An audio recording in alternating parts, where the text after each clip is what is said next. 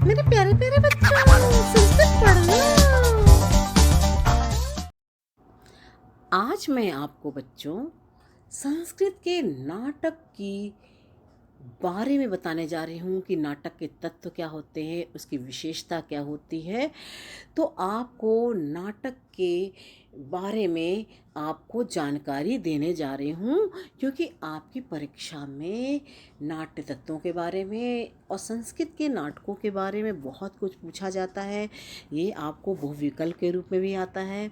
तो आपको नाटक की क्या क्या विशेषताएं होती हैं, क्या प्रस्तावना होती है, ठीक है, और सूत्रधार क्या होता है, सारा कुछ मैं आज आपको बताऊंगी, जिससे कि आप विकल्प में आए प्रश्नों का भी उत्तर दे सकें और वैसे भी लिखना हो तो आप लिख सकें। ठीक है, अब मैं आपको समझाती हूँ संस्कृत नाटक के बारे में। प्रमुख नाट्य तत्वानि। प्रमुख नाट्य तत्व कौन से होते हैं संस्कृत के नाटक के? वस्तु, पात्र विवेचनम। पात्र विवेचना में कौन होता, कौन कौन पात्र? नायिका, जो हीरो होता मेन, नायिका, विदूषकः च, नायक नायिका और विदूषक, नांदी, सूत्रधारा, प्रस्तावना जो शुरू में होती है, प्रकाशम जो आप सामने से बोला जाता है, आत्मगतम जो नायक या कोई पात्र अपने मन में सोचता है उसके लिए आत्मगतम चा। अब हम आपको इन सब चीज़ों को विस्तार से समझाएंगे। यहाँ देखिए, आपको नाटक के बारे में आपको मैं जानकारी देती हूँ। वस्तु, कथा वस्तु, वस्तु ऑब्लिक कथा वस्तु ऑब्लिक कथानक, ये सब एक ही चीज़ें हैं। वस्तु, कथा वस्तु, कथानकम। नाटकस्य कथानकम, यानी ब्रैकेट में लिख दिया गया है कथा वस्तु अथवा कथा वस्तु को या कथानक, दोनों चीज़ें बच्चों एक ही हैं। यो वस्तु कथ्यते हैं। नाटक के कथानक को या तो कथा वस्तु अथवा वस्तु कहते हैं। आपको यहाँ भी देखो ऐसे बता दिया गया कि ये तीनों नाम हैं। कथानकस्य भेदा, अब आपको यहाँ पर कथानक के भेद बता रहे हैं। भेद कितने हैं? कथाएं, एक है प्रख्यातम, उत्पाद्यम, मिश्रितम। प्रख्यातम में क्या आता है? ऐतिहासिकम, पौराणिकम व कथानकम। ऐतिहासिक पौराणिक होती हैं, इसमें कथानक होते। और मिश्रित में क्या होता है? कवि कल्पितम कथानकम, यानी कवि जो अपनी कल्पना करता है। एक तो ऐतिहासिक पौराणिक पर नाटक, आपने कोई नाटक लिखा गया है, अब जैसे अभिज्ञान शाकुंतला में, तो उसमें जो शकुंतला है और जो कर्ण ऋषि हैं वो ऐतिहासिक पात्र थे, उनके बारे में। एक होता कवि कल्पित कथानक, यानी कवि अपनी कल्पना में कोई कहानी बनाता है और उसको नाटक का रूप देता है। तो ये कथानक के भेद हैं, प्रख्यातम, उत्पाद्यम, मिश्रितम। अब आपने ये समझ लिया। आपको ये आ सकता है कि पूछा जा सकता, तो आपको सारी बातें पता होनी चाहिए। पात्र विवेचनम, नाटके प्रमुख रूपेण त्रीणि पात्राणि भवन्ति। नाटक में प्रमुख रूप से 3 पात्र होते हैं। आपको इन सारे बातों को बहुत ध्यान से देखिए, क्योंकि आपको आएगा परीक्षा में आ सकता है कि पात्र का प्रमुख पात्र कौन से होते हैं। पहला है नायिका, दूसरा नायिका और विदूषकः च, विदूषक जो होता है। नायिका या नेता, अब इसके बारे में बताएंगे कौन होता है नायिका, मतलब नेता, मुख्य जो नेतृत्व करता है वो नायक होता है। नायकः नाटकस्य कथानकम परिणामम प्रतिनयति। नायक नाटक के कथानक को परिणाम की ओर ले जाता है। अयम ही प्रधान पात्रम होती, ये ही प्रधान पात्र होता है। नायक क्या होता है? इस नाटक के कथानक को परिणाम तक ले जाते हैं, यानी आखिरी तक नायक ही मुख्य रहता है कहानी में, अंत वहीं से होता है नाटक का, यानी परिणाम तक ले जाता है। और ये प्रधान पात्र होता है। आपकी परीक्षा में आ सकता है प्रधान पात्र कौन होता है, तो आप इसका उत्तर आपको पता होगा तो आप नायिका लिख देंगे, ये ऑप्शन में होगा तो आप उससे टिक करेंगे। फिर है नायकस्य भेदा। अब नायक के भेद कौन कौन से होते हैं? नायकस्य भेदा, नायकस्य चत्वारः भेदा सन्ति। नायक के 4 भेद होते हैं। नायक कैसा कैसा होता है? एक तो धीरोदत्तः, दूसरा होता है धीरा ललितः, तीसरा होता है धीर प्रशांतः, चौथा होता है धीरोदत्तः च, धीरोदत्तः च। अब एक धीरोदत्त होता है, ठीक है, धीरोदत्ता चाह। एक होता है धीरोदत्तः, धीरा ललितः, धीर प्रशांता, ठीक है। इस तरह से ये 4 प्रकार के नायक के भेद होते हैं। नायिका, नाटके प्रधान स्त्री पात्रम एवं नायिका कथे। नाटक में प्रधान स्त्री पात्र ही नायिका होती है। जो प्रधान स्त्री पात्र होता है वो क्या होती है, उसकी नायिका। तो आपको प्रधान स्त्री पात्र के क्वेश्चन पूछा जाए कि प्रधान स्त्री पात्र कौन होता है, तो नायिका आप फटाफट लिख देंगे, ठीक है। नायिका भेदः, नायिका नाम त्रयम भेदः भवन्ति। जैसे नायक के 4 भेद होते हैं, नायिका के कितने होते हैं, 3 भेद होते हैं। स्वकीया, परकीया, अन्याचा। एक होती स्वकीया, दूसरी होती परकीया और तीसरा अन्याचा। दूसरे विदूषका, विदूषका ये कौन होता है आपको जानना जरूरी है। अयम ही स्ववेशभूषा चेष्टा क्रियाकलापः दर्शकान विनोदयति। ये क्या होता है, स्ववेशभूषा यानी अपनी वेशभूषा, अपनी चेष्टा, अपना जो करता है अपने क्रियाकलापों से दर्शकों को विनोदित माने आनंद देता है, उनको मज़ा लगाता है, उन्हें दर्शकों को अच्छा लगता है सब देख करके उनको।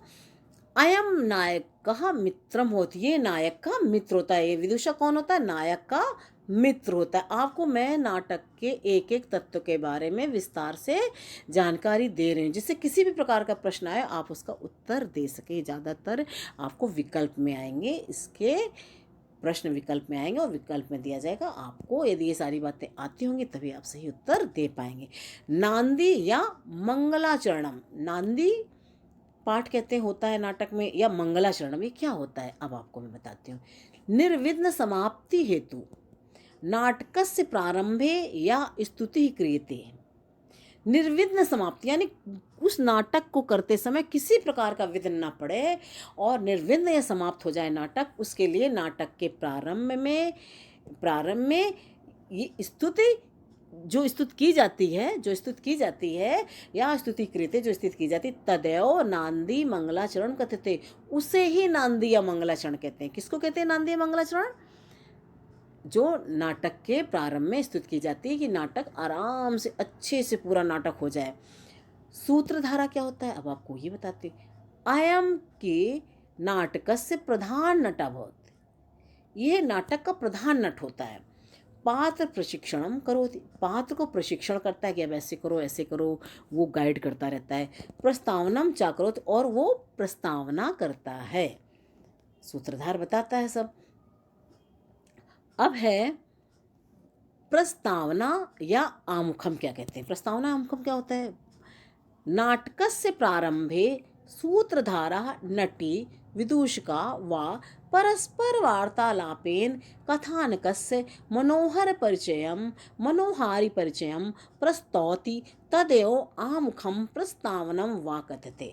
नाटक के प्रारंभ में सूत्रधार, नटी अथवा विदेशक परस्पर वार्तालाप यानी जो आपस में बातचीत करते हैं, बातचीत के द्वारा कथानक को, जो कथानक होता है ना पूरे नाटक का, उस कथानक का मनोहारी परिचय मतलब बड़े मनोरंजन तरीके से उसका परिचय देते हैं, बहुत सुंदर तरीके से जो परिचय प्रस्तुत करते हैं उसे ही आमुख अथवा प्रस्तावना कहते हैं। नाटक के प्रारंभ में जो सूत्रधार या नटी अथवा विदूषक जो है अथवा विदूषक आपस में बातचीत के द्वारा जो कथानक का मनोहारी परिचय प्रस्तुत करते हैं उसे ही कहते हैं, क्या कहते हैं, आमुख या प्रस्तावना कहते हैं।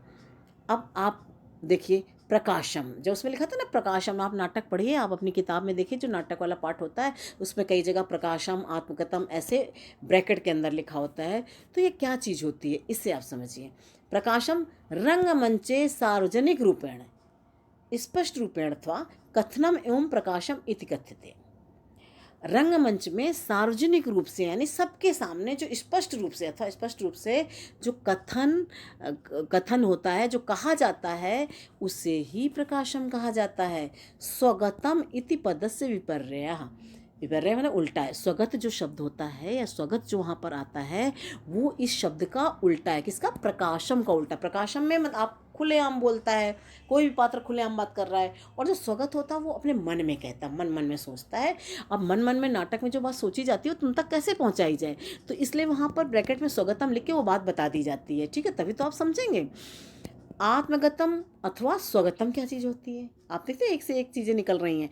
आत्मगतम अथवा स्वगतम दोनों एक ही चीज़ें, लेकिन इस कहा किसको जाता है। इदम ही प्रकाशम इति पदस्य विपर्ययः अस्ति।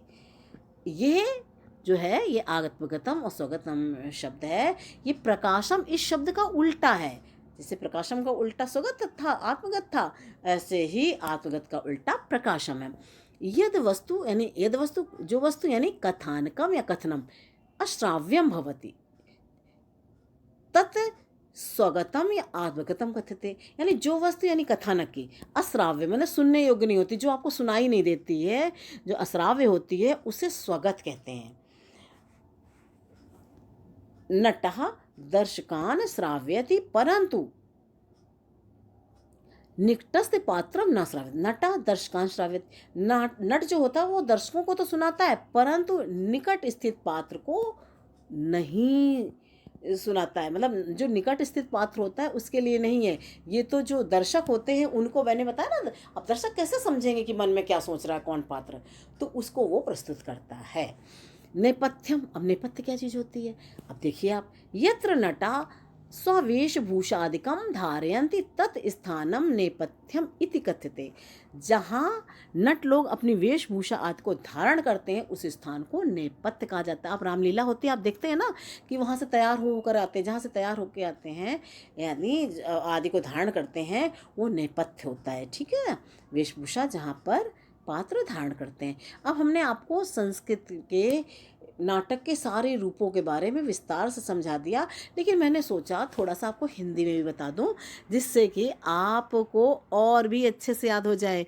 क्योंकि यदि आपकी मातृभाषा हिंदी है तो आपको हिंदी की बातें बड़ी जल्दी समझ में आ जाती है। तो आपको यदि, क्योंकि ऑप्शन में आएगा मान लो प्रश्न, तो आपको ये बातें याद होंगी, तो आप ऑप्शन में क्लिक करेंगे, फटाफट टिक करेंगे। नाटक संस्कृत साहित्य का रोचक अंग है। इसका पूर्ण नाम रूपक है। इसका पहले का नाम क्या है? रूपक। हाँ, आपको ये बात देखो इससे पता चल जाएगी। इसका पूर्ण नाम क्या है? रूपक है। नाटक में पात्रों पर प्राचीन ऐतिहासिक मिश्रित अथवा काल्पनिक पात्रों का आरोप किया जाता है। यानी जो पात्र होते हैं उन पर या तो काल्पनिक पात्र रचे जाते हैं या फिर कोई ऐतिहासिक पात्र होता है। ठीक, अब रामलीला देखते हो तो वो सब ऐतिहासिक पात्र है ना, राम है, रावण है, तो वो ऐतिहासिक पात्र हो गए, इसीलिए इसे रूपक भी कहते हैं। नाटक में 1 से अधिक 9 तक अंक होते हैं। कितने? 1 से अधिक यानी 9 तक अंक होते हैं। 10 या अधिक अंक हो तो उसे प्रकरण कहते हैं। ठीक है, नाटक में 9 तक अंक होते हैं और यदि ज़्यादा हो जाते हैं तो उसे प्रकरण कहा जाता है। अब ये बात तो देखो आपको यहाँ पर हिंदी में पढ़ के आपको समझ में आ गई। नाटक का नायक धीरोदात्त होता है। मैंने अभी आपको बताया था कि नाटक के कितने नायक, कितने 4 प्रकार का होता है, नायिका 3 प्रकार की होती है, अभी हमने ऊपर बताया। वो प्रसिद्ध वंश का राजर्षि होता है, देवता अथवा श्रेष्ठ गुणों से युक्त मानव होता है। इसमें यथास्थान प्रकृति वर्णन भी किया जाता है। आप कोई भी नाटक संस्कृत का उठाइए, देखिए कितना सुंदर प्रकृति का वर्णन करते हैं, कवि करता है। इसमें विषकंभक, प्रवेशक आदि का प्रयोग कथा की सूचना के लिए किया जाता है। इसका प्रधान रस क्या होता है? श्रृंगार, वीर और शांत होता है। इसके प्रधान रस होते हैं। आपको ये रस पता होने चाहिए। आ जाए मान लो परीक्षा में तो आप फटाफट, यदि आपको पता होगा तो आप कर लेंगे। अन्य सभी रस अंग रूप में प्रस्तुत किए जाते। कालिदास का अभिज्ञान शाकुंतलम, भवभूति का उत्तरामचरितम, भास का स्वप्नवासोदत्तम, श्रीहर्ष का नागानंद आदि प्रसिद्ध नाटक। आप इस तरह से नाटकों के नाम भी आपको पता चल गए और आपने देखा कि आपको ये नाटकों के नाम पता होने चाहिए। पूछा जाए कालिदास अभिज्ञान शाकुंतलम किसने लिखी, आप कालिदास की रचना कौन है, आप एक तो अभिज्ञान शाकुंतलम लिख देंगे, बाकी गलत लिख देंगे, तो आपको पता होगा तभी तो आप सही टिक करेंगे। ठीक है, आपने इस तरह से देखा नाटक के बारे में। आपको हमने नाटक के बारे में विस्तार से एक एक चीज़ समझा दी। आपको नेपथ्य, आत्मगत, प्रकाशम, प्रस्तावना, सूत्रधार, नांदी, विदूषक, नायिका के भेद, नायिका, नायक, नेता, पात्रवेचन, ये सब कुछ, ये कथानक के भेद, ये सारे पता होने चाहिए। और प्रमुख नाटक के तत्व क्या होते हैं, तो चूँकि आपकी परीक्षा में आता है इसलिए मैंने आपको ये समझा दिया है। आप इन सबको बहुत ध्यान से समझ लीजिए तो आप आराम से सही उत्तर कर लेंगे।